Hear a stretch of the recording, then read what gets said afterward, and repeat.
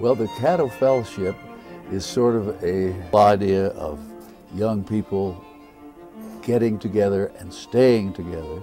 Well, the Catto Fellows Program came into being to address environmental issues and issues of energy and the environment. To do that with a group of people, all of whom are young leaders, all of whom are professionals and professionally and passionately engaged in environmental issues. I think the Catto Fellows can really serve as catalysts to further current work that is being done, maybe come up with some new work, new projects, and hopefully synthesize everything that we are hearing and seeing and feeling and try to kind of come up with the basis of some next steps. We can't just sit in a bubble and, amongst ourselves and try to solve these problems. We've got to figure out ways how to bring other people into the conversation. Doing environmental work can be a very difficult one, and to come into a community that's doing the same thing, maybe from different areas, is motivating.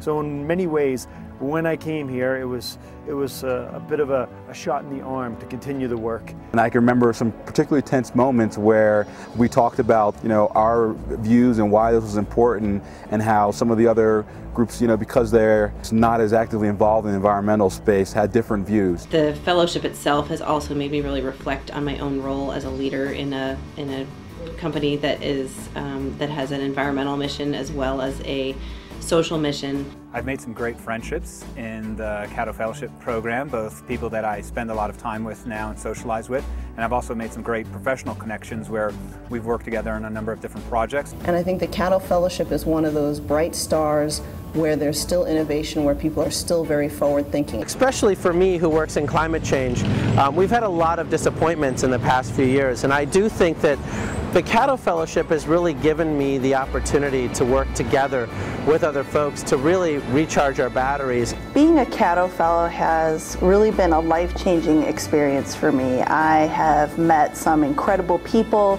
been exposed to new ways of thinking and new ideas. All of these things would not have been possible without being a part of the Catto Fellowship. The fellowship has enriched my life in ways sort of beyond what I could have imagined. They are engaged in a model case study in collaborative leadership.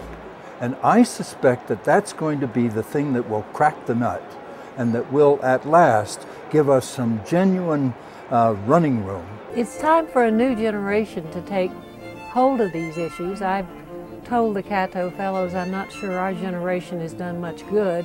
We have tried, but I'm not sure we've done a lot of good.